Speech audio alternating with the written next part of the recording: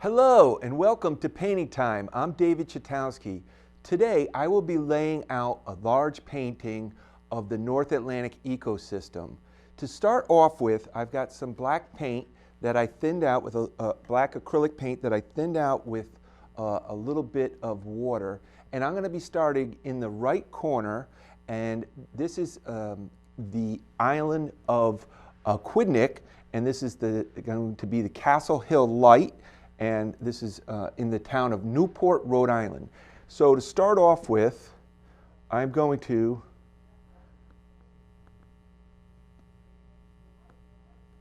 just go like this, right? And this is going to be our first marker. Then we're going to go into the back here. We're going to lay this out. And I've chosen to use black paint on this so that the exercise here, this is going to eventually end up being a finished painting, but so that you can see how I lay this painting out. So these are going to be cedar trees, and then the cedar trees fall down and they go into, this is going to be Narragansett Bay. And these are going to be the rocks here.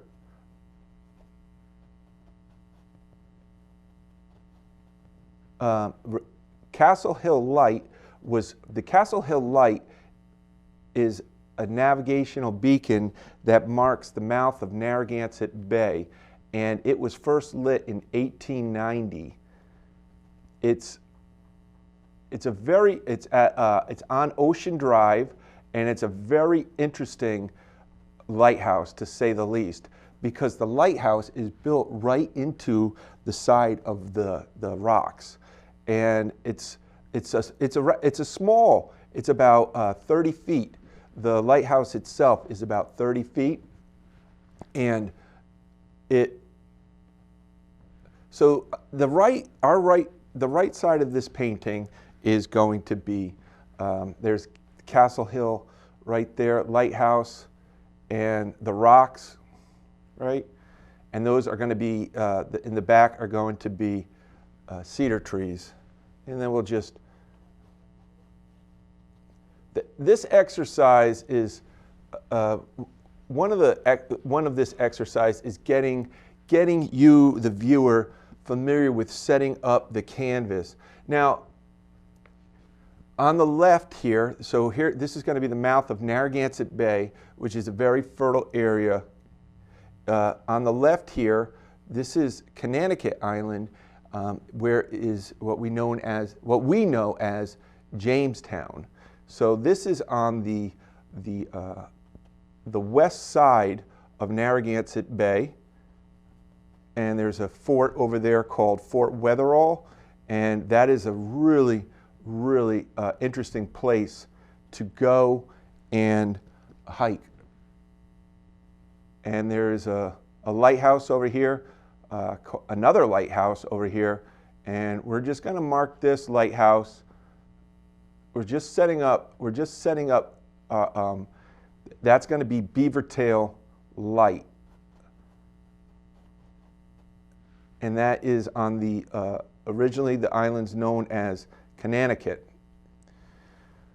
So, in between is the Pell Bridge. So I'm going to use a thin brush, and to mark the bridge, I am going to just make a bow.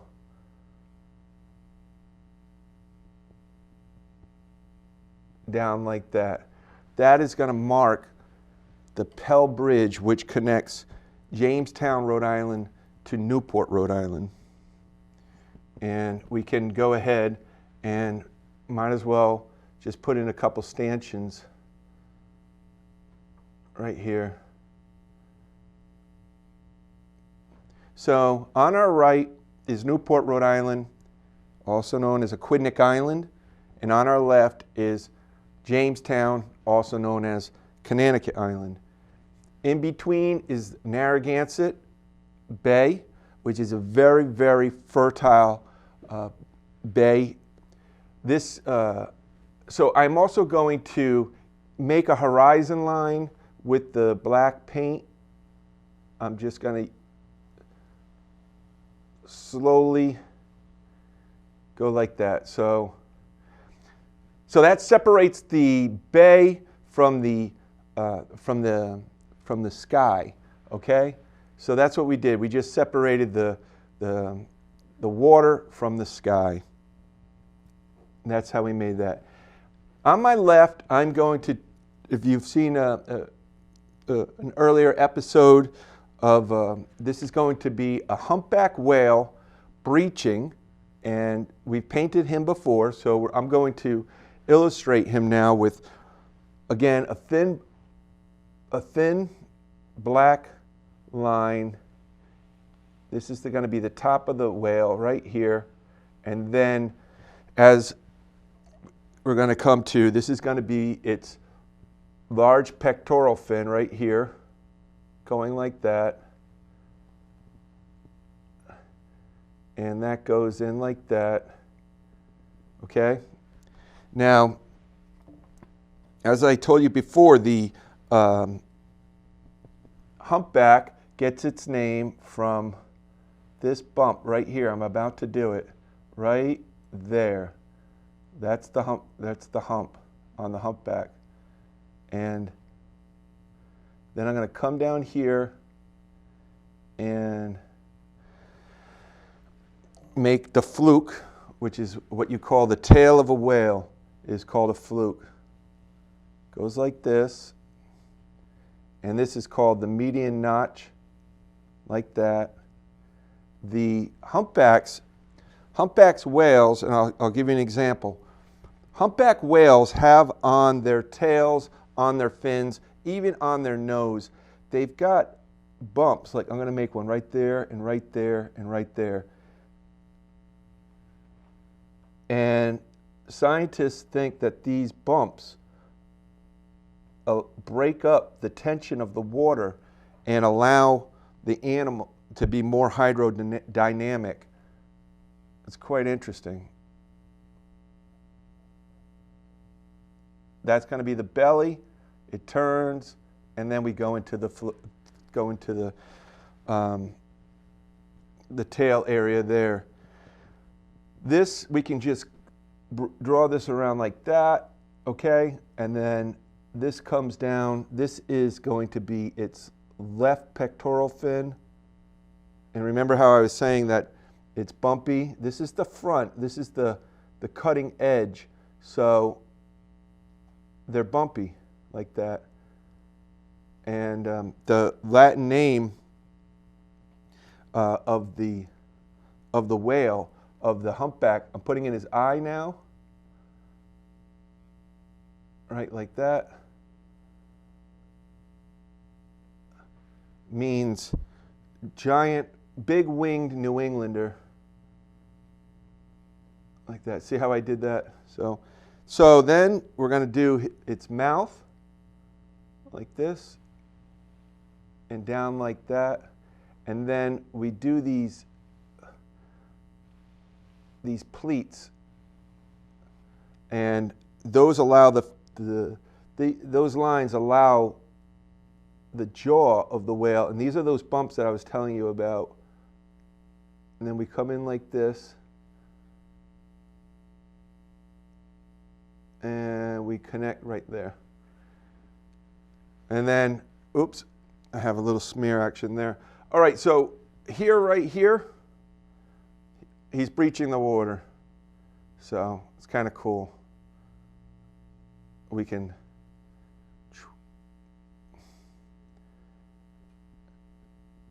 and when, you know, as I said before, as I'm working with acrylic paint, I'm not, you see I smeared it when I pulled back. I'm not concerned about that at all, because this is just the beginning. This is really, I'm sketching with paint is what I'm doing. So I'm just going to leave that, and I'm laying it out. So now my strategy was to work from a clockwise strategy. And I'm going to come down and I'm going to paint this, the outline of two common dolphin, which is, they're not common at all. They're magnificent animals, and they come in in the fall of the year, especially, or sometimes in the spring too, to capture the migrating fish. So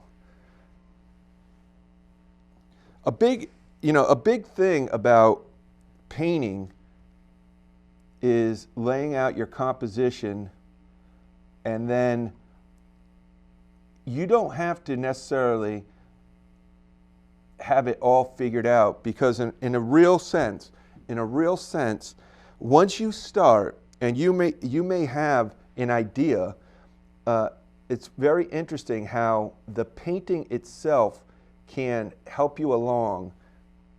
In an earlier episode, when I painted the humpback whale, I had the idea that I was going to paint an underwater scene, but it was too complicated. So when I made the decision, as I was working on the painting, I made the decision to not do the underwater scene.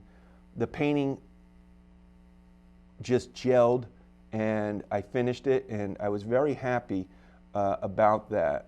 So as you go about doing this, you have to make these decisions, but you also have to be sensitive to, to what the painting may be telling you.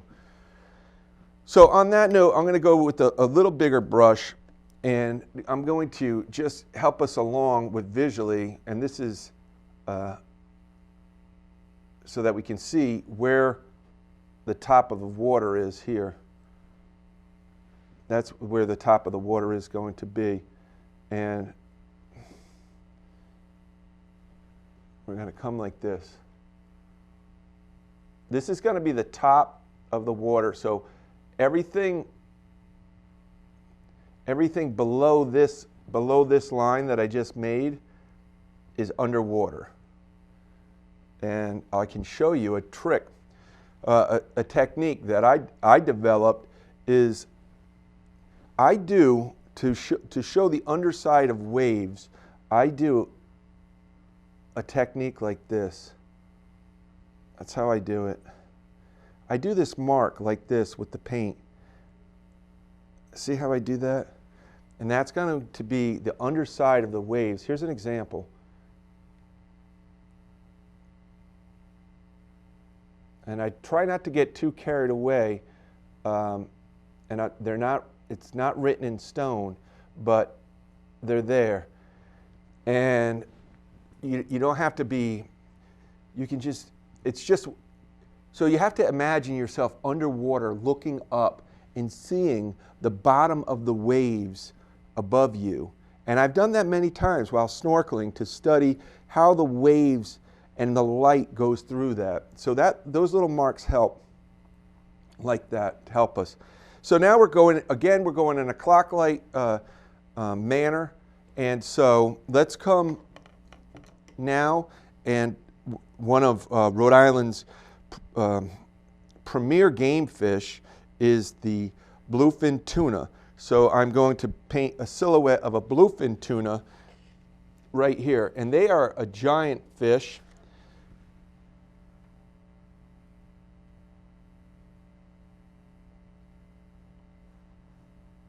The bluefin tuna can get over 1,000 pounds, and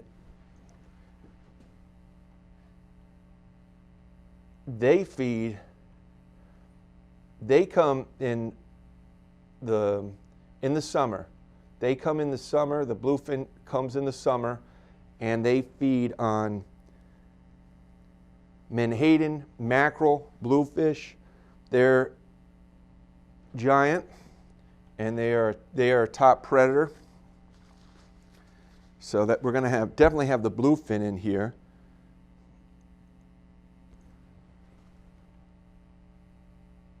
In Rhode Island, we have a lot of different. We have several other tuna species in Rhode Island, and the bluefin is the biggest. Here now, the bluefin has a sickle-shaped tail, like that.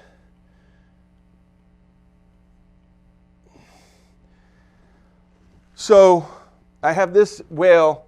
There's also motion with paintings. I have this whale going like this. I have these dolphin coming in like that. I have this bluefin tuna coming like that.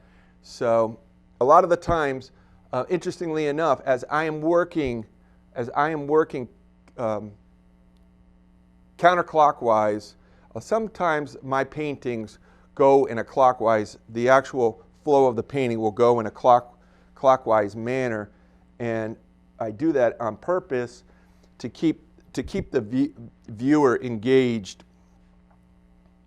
This could possibly be like an escape. This guy going to the left. Underneath the bluefin tuna, let me just put in his gill plate. Put an eye. Underneath the bluefin tuna is going to be none other than the striped bass.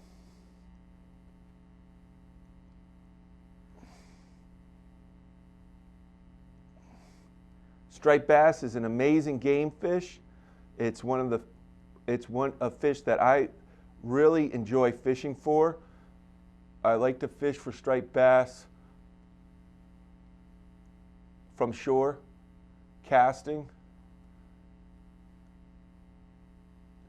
And they have 7 stripes, so just to give you an idea, there's 1, there's 2, there's 3, 4, 5, 6, 7. And that's a striped bass. Now, I'm going to speed this up a little bit, and I'm going to put in a right whale. I'm going to use a little bigger brush, thin my medium.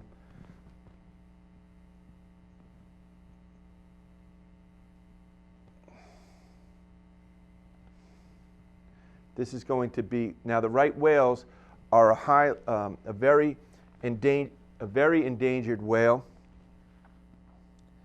There's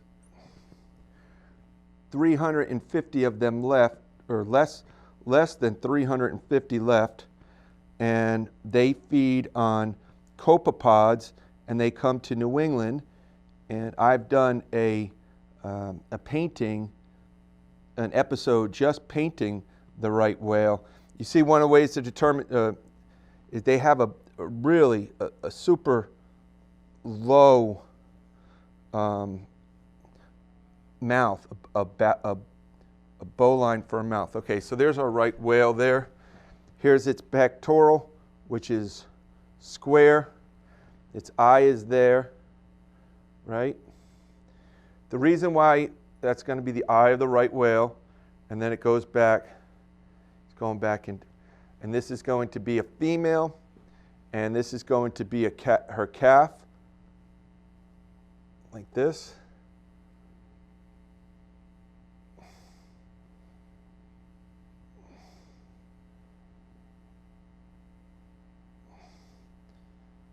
And they're feeding on copepods, and copepods are small shrimp-like animals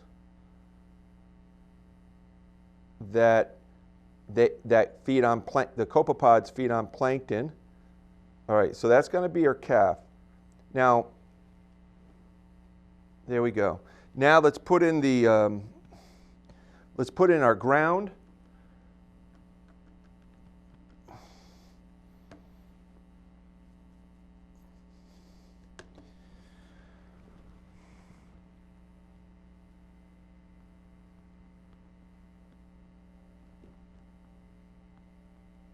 And at this point, you know, what I am hoping to show you is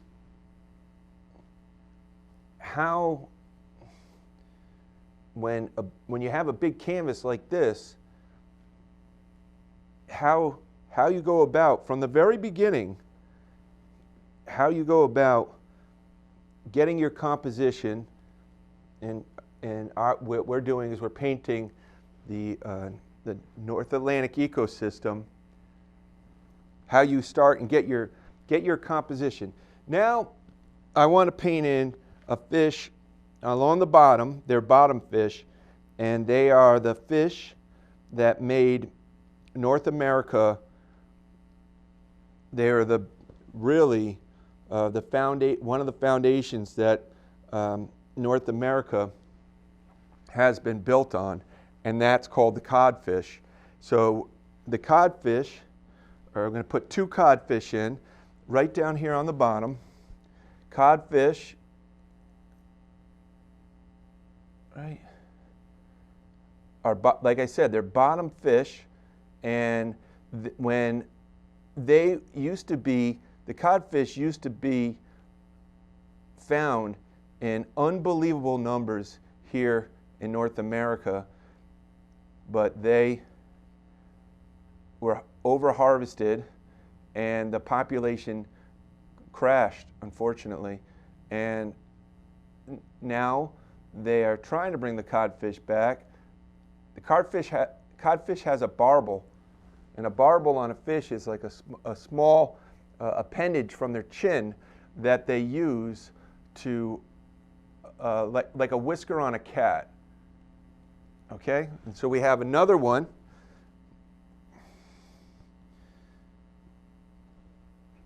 We're going to have another codfish. Codfish are gregarious. They're usually found together. And this one, I'm going to have him pointed down.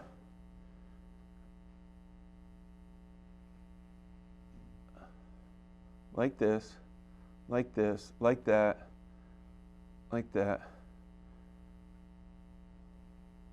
All right.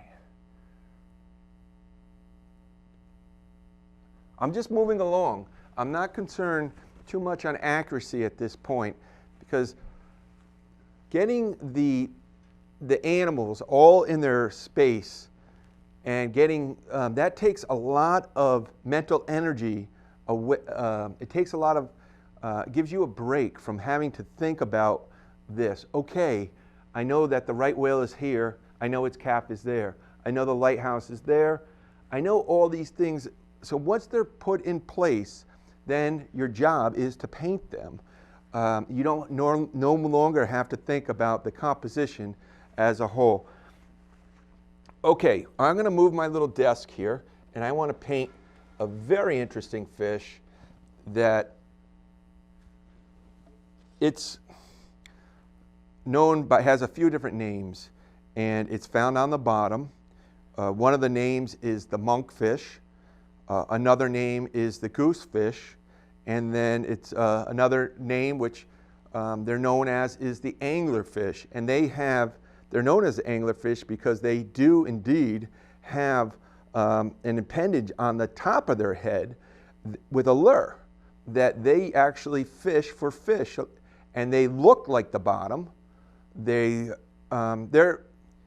actually quite intimidating, their features, and they're almost invisible to see because they use great camouflage, and they have this little lure that they use along the bottom to lure fish. And then once the fish gets attracted to the lure, they eat it. They have a gigantic mouth filled with tons of teeth, and that's the anglerfish, and that's him right here. I'm going to put him down along the bottom. Here he is right here, and I'm just going to do these serrated line like that to represent their feet. They have their fin is strong. Their pectoral fin is, almost indeed like that of a, almost like more of an appendage that they use to climb or to kind of like walk, in a sense, along the bottom. And we're gonna. This is the anglerfish, and they're actually quite good to eat, and they're known in the market It's called monkfish, and I'm going to be putting in its, right now I'm going to be putting in its lure right here. Okay, like there. And I might as well give you an idea on the cod. Put in the, just kind of put in their eye like that, a little gill plate. Putting the eye on the striper, and this striper is going to be feeding on some menhaden, and that's what we're going to be doing. We're going to be filling in the plankton. Eventually, once you start coloring with the paint, we're going to be doing plankton into copepods that the right whales are feeding on. And then that just reminds me that also feed on the copepods are these little fish along the bottom. They're about the size of a pencil, and they're not well known, but they're extremely important to the ecosystem of the North Atlantic, and it's called the sand lance. And they actually do indeed live in the sand, and they can swim right into the sand and get shelter from it. So we'll do a couple sand lances there. I'll do one more over here, and then so they're going to be feeding on the small, and I can even put down along the bottom. This will be a clam, and have its kind of siphon like that.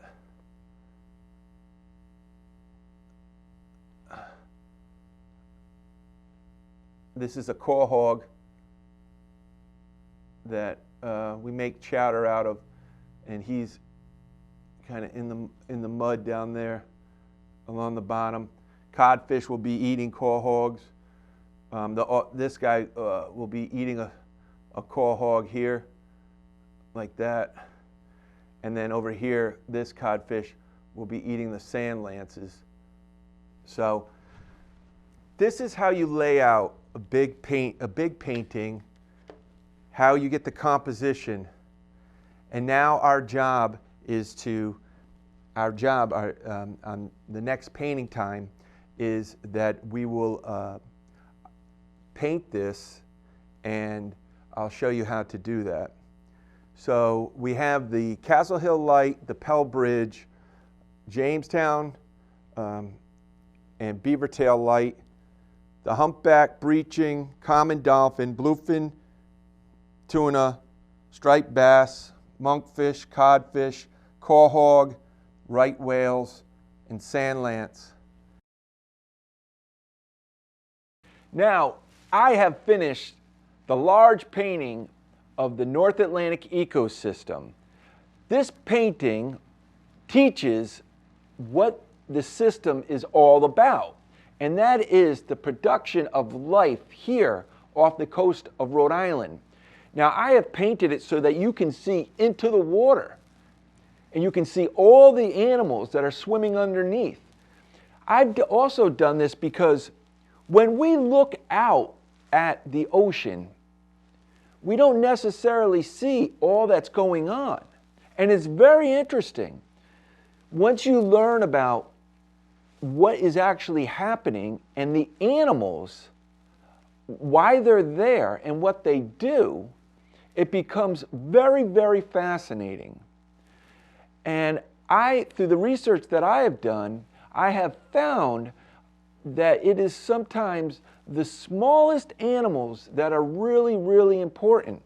And those animals are easily overlooked. Now, to start off, I've painted this painting. The setting is at the mouth of Narragansett Bay.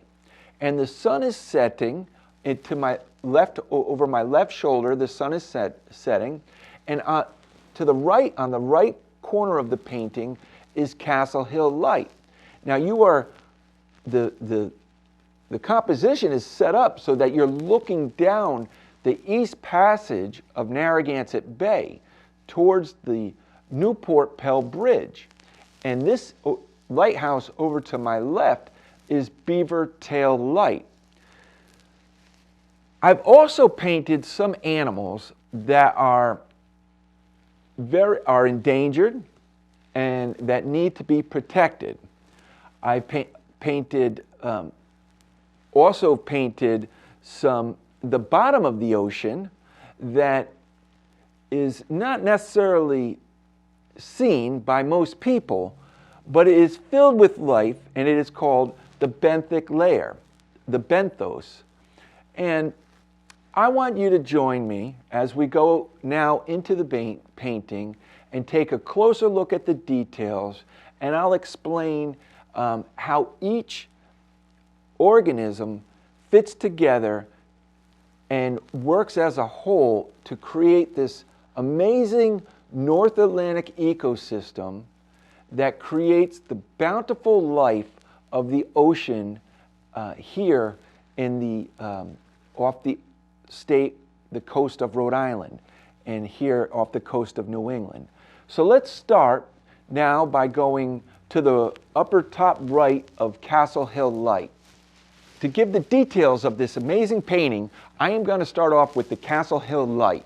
The Castle Hill Light is on the eastern, is a navigational aid to mark the East Passage of Narragansett Bay, and it is built right into the rocks there, right in front of the Castle Hill Light. And you can see that the light is on because in this painting, this is sunset, so the sun is setting and now the light has turned on.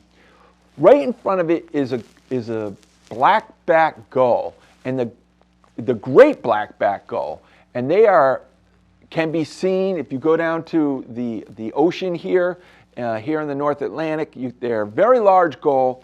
They're strong flyers, and you can see he's got a black back with a white, like a white outline on his wings, and the underside is snow white. Now, those great blackbacks feed on fish and smaller marine animals like crabs. Below him is a whale, and it's called the minke whale. This whale right here. This minke whale grows to about 35 feet in length, and it is the smallest member of the great whales. And they are here off the coast of Rhode Island, and they're here because they're feeding on copepods, and also they're chasing herring and menhaden and mackerel. So in this painting, right in front of the minke whale is a green area, and that represents plankton.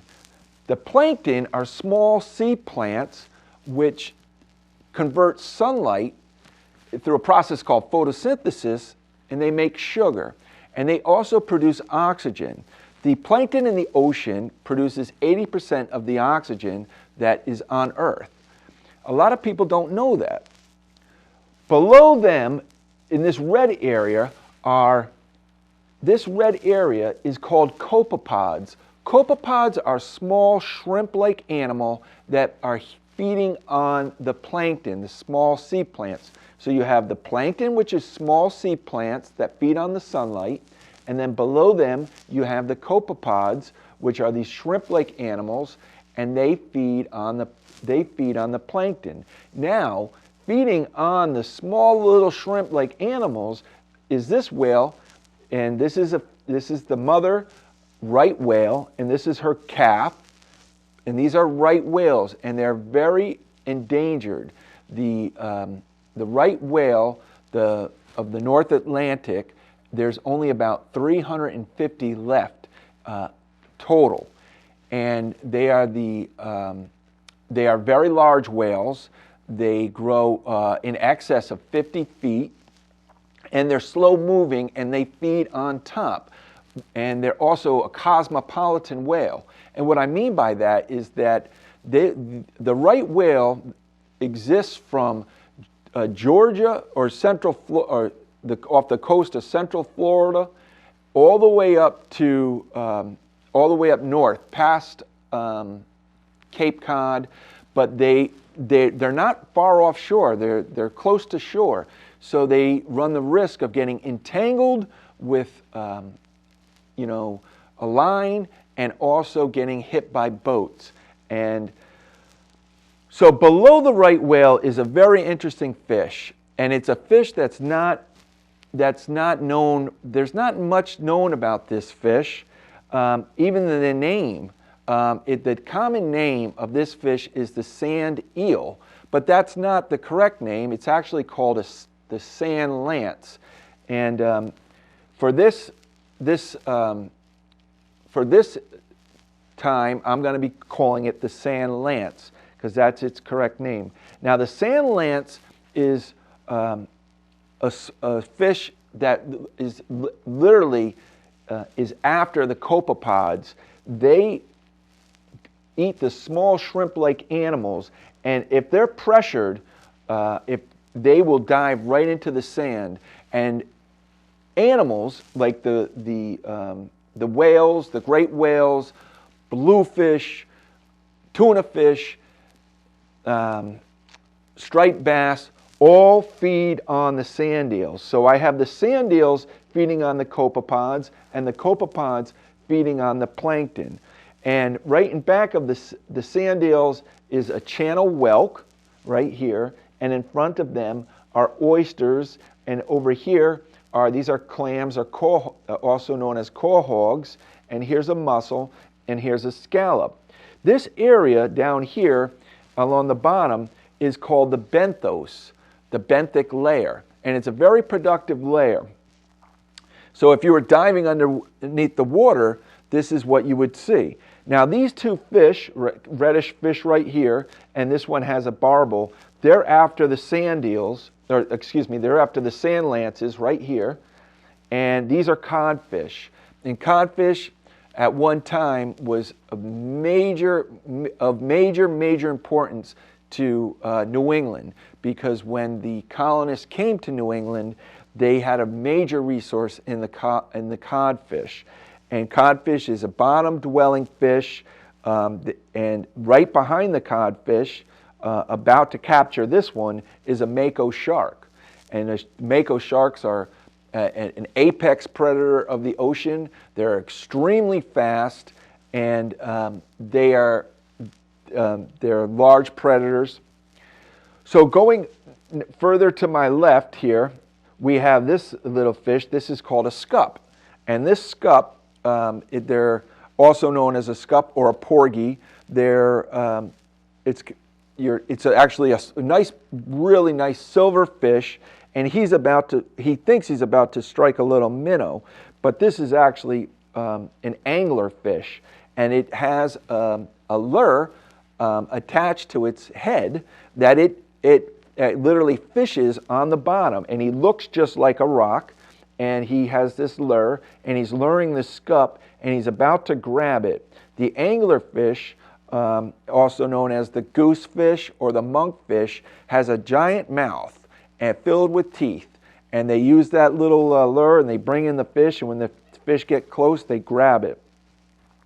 As we're going to the left, we have this fish right here, and he's down along the bottom. This is the black sea bass, and the black sea bass is a delicious tasting fish, and they're aggressive, and you catch them with small pieces of squid along the bottom. Going up is the striped bass. You can see the stripes on him, and he's feeding on mackerel. And above the striped bass is the bluefin tuna, and the bluefin tuna is a gigantic tuna, and it makes its appearance here in the early summer, and it's off the coast. The bluefin tuna are off the coast of Rhode Island all throughout the summer, and this one is feeding on mackerel as well. Now these fish and these animals, you have to always remember in the back of your mind that this painting is a system. They're here because the plankton is being fed on by the copepods. The copepods are being fed on by the sand lance, and that sand lance is being fed on by mackerel. And these little fish right here that I'm pointing out these are mackerel, and they're the food for these bigger fish. So it's a system. It's a system. So now above, we do have a reptile, the leatherback sea turtle, which is the largest turtle in the world that exists right now. And they come up this way. He's feeding on jellyfish. He's feeding on a lion's mane jellyfish. So and it's called the leatherback sea turtle because its back it's dark and it looks like leather. Above the leatherback sea turtle are what is called the common dolphin. And the common dolphin is exquisitely marked. They have this cream coloration along the side of their face, and they also have a dark black back, and they're also known as a saddleback dolphin. But these are exquisitely marked, and here in the summer there can be pods, and especially in the late fall, they can be pods of hundreds of common dolphin, chasing the bait, the menhaden. And now, tucked away right back here is a bluefish. This bluefish is a big fish, and it's aggressive, and they feed on the mackerel. And right in this general area is this shark right here, and this is called the blue shark. And the blue sharks come in the summer, in the spring, and it's another apex predator. And these apex predator, like the sharks, they weed out the weaker animals, and they keep the stronger animals producing, so that the life is healthy. Now, jumping out of this water is a large whale, and it's called the humpback whale. And the humpback whales come up here. They have, you can see, these are called the pectoral fins. The pectoral fins on the humpback whale are very, very large. And if you go down and look at the right whale, this is the way to identify. This right whale has a square pectoral fin, and then up here on the minke whale, he has a little bit of white on his pectoral fin there. So this is called breaching. They also have these nodules on their chin, and also on the front cutting edge of their fin, and they actually work to break up the force of water so that the animal is more hydrodynamic cruising through the water. To the left is beavertail light, and that is at the tip of Jamestown, Rhode Island. And then up at the top of the painting, we have the Newport Pell Bridge, which connects Jamestown, Rhode Island to Aquidneck. This is actually known as Quanonicut, which is where Jamestown is, and this Pell Bridge goes on to Aquidneck Island, which is where Newport, Middletown, and Portsmouth, Rhode Island are. This boat is a sailboat, and that's called Wing on Wing, and it's going up Narragansett Bay, going into harbor, and he has a little orange dinghy that it's towing. So that sums up the painting titled The North Atlantic Ecosystem. And it starts off with the small little plankton, the sea plants, and it goes all the way through to the giant whales, the great whales like the humpback whale and the right whale. When you go down to the ocean and you get the chance to here in the Ocean State, and you look out and you may see the birds, you may see the fish feeding, you have a better understanding about what's happening down there and how every organism fits in to a system, and that it's creating life. And we're part of that too. So this enhances, having this knowledge enhances your time down at the ocean, and it enhances your time here. Okay, so now we have a great treat. We're going to hear a song written just for us about the North Atlantic ecosystem by none other than Steve Lighty, also known as the Minstrel of the North Atlantic. So please join me and get ready for some amazing music about this aquatic, wonderful world. Hey, as you can see, the painting of the North Atlantic ecosystem is completed and is hanging here in Kingston, Rhode Island at the Natural History Survey Open House and Art Show. And with me is David Gregg, the administrator. And he's going to be telling us a little bit about the Natural History Survey. And then following that, as promised, we're going to be hearing 2 songs. One about the North Atlantic ecosystem, and the second is the 3-dimensional shark. Now here's David Gregg to talk to you about the Natural History Survey. David? Thanks, David. Hi, welcome to the Rhode Island Natural History Survey. So we're a nonprofit organization. We're not a state agency or a department at the University of Rhode Island. And we're here to encourage the public to participate in environmental science and to use science to solve environmental problems. And every year we put up an art show and we have an open house. And this year I'm really excited that David has been able to bring this painting here to be part of our art show. Artists have been part of natural history since the very beginning. You can learn a lot about the environment around you from artists that you can't learn from a list of species or a box full of dead bugs. So the art is an inherent, an essential part of what we do here. And I'm really excited to have some more artists, some musicians here to bring us more interpretations of the environment around us. It's Steve Lighty, and take it away. Thanks, David. Got my good friend John Wahoo Witaker here.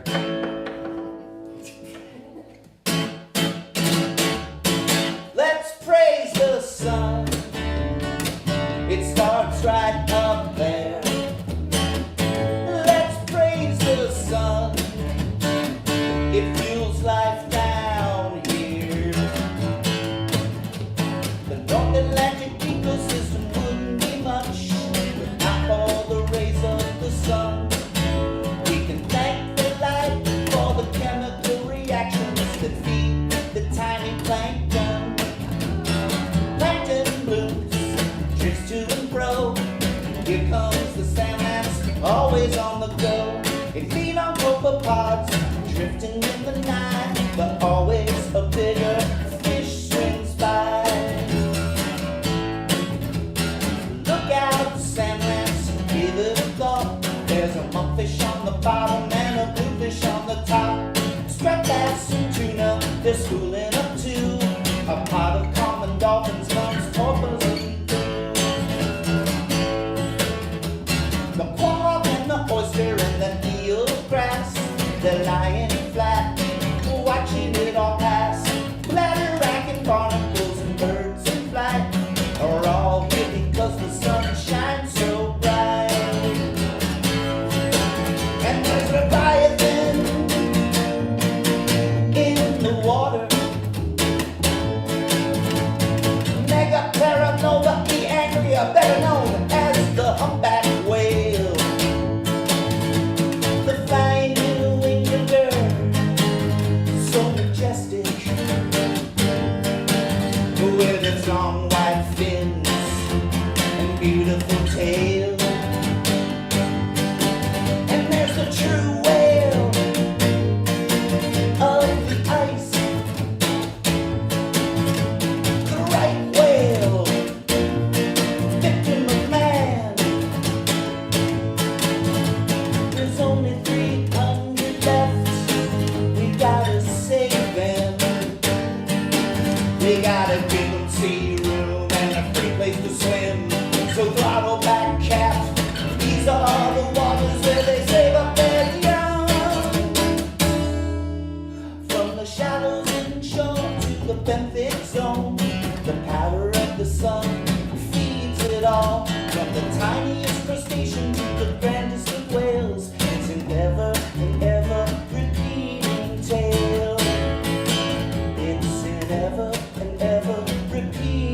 tale.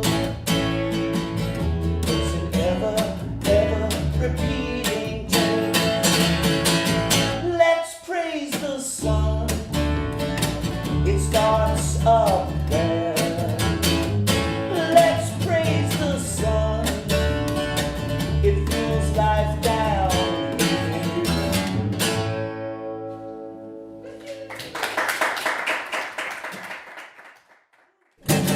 It's a three-dimensional shark. It's got three-dimensional teeth. It's got three-dimensional dorsal fin, and it's swimming right over the beach. It's a three-dimensional shark. Its bite is worse than its bark. Well, it's a three-dimensional shark. It's a three-dimensional shark. One dimension is a fishing line. Two dimensions is a flounder in the sand.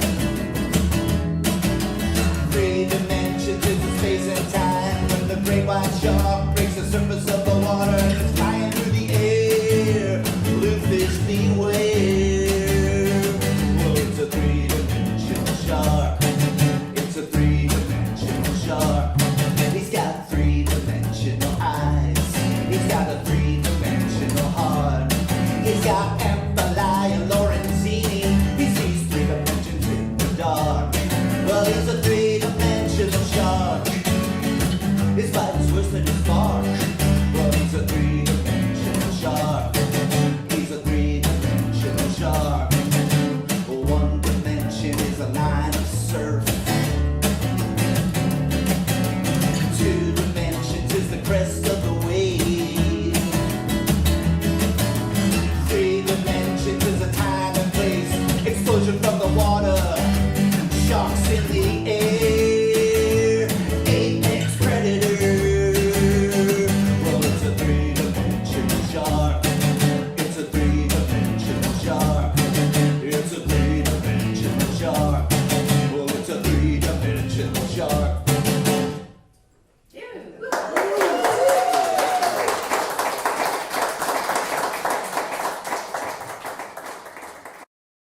Thank you, everybody, for joining Painting Time with David Chatowsky. Thank you, David Gregg, for being such a generous host. Thank you, Minstrel of the North Atlantic, Steve Lighty, and John Wahoo Witaker for their amazing songs. Please join us for more episodes, and we hope to see you soon. Thank you very much. Goodbye. Let's praise the sun. It starts right up there. Let's praise the sun. It fuels life down here. The North Atlantic ecosystem wouldn't be much without all the rays of the sun. We can thank the light for the chemical reactions that feed the tiny plankton. Plankton blooms, drifts to and fro. Here comes the salmon, always on the go. They feed on copepods, drifting in the night, but always a bigger fish swims by. Look out, salmon, give it a thought. There's a monkfish on the bottom and a bluefish on the top. Striped bass and tuna, they're schooling up too. A pot of common dolphins comes torpidly through. The quark and the oyster and the eel grass, they're lying flat, watching it all pass. Bladderwrack and barnacles and birds in flight are all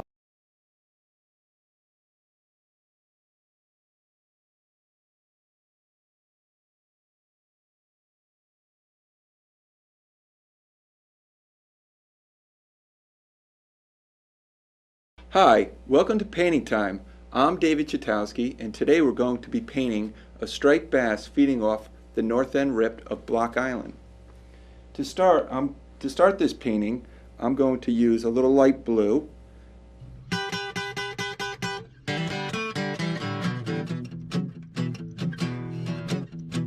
see him from the beach.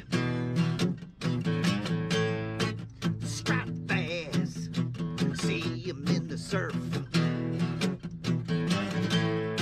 Striped bass, he's chasing sand eels. He's looking for bunker. He'll eat anything from a flounder to a lobster. He's the scourge of the shallow waters. Striped bass,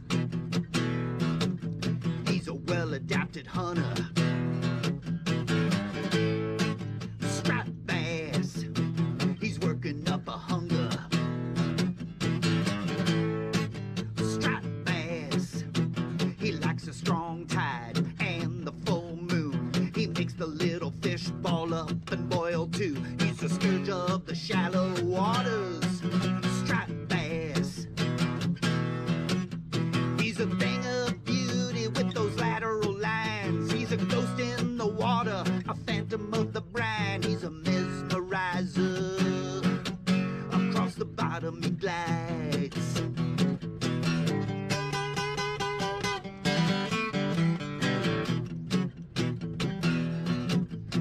See him in the waves.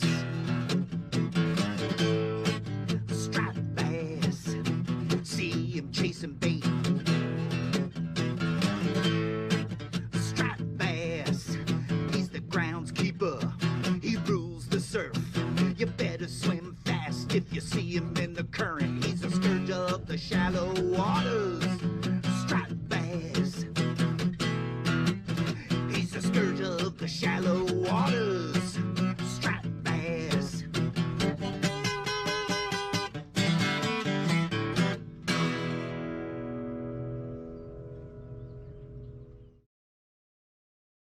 As you can see, I finished the painting. They worked on the details of the striped bass, cleaned up the fins, cleaned up his tail. I went into the sunset and made that a little more beautiful, and I brought out the stars as the sun is going deep into the distance and the stars are coming out. I did some more detail on the north light, and as you can see that I worked on the bricks and the windows. The north light was constructed in 1861, and it is working, and it's still out there on the north tip of Block Island. It's a beautiful structure. I mean, as you can see, I added a little cunner down there, which is a native fish. I added some mussels and a clam, and added some seaweed to really fit the fish into its environment. And that's what you would see. There's a little scallop down here, and that's what you would see if you were diving off the coast of Block Island. I want to thank you very, very much for joining me in Painting Time, and I hope to see you again. Thank you.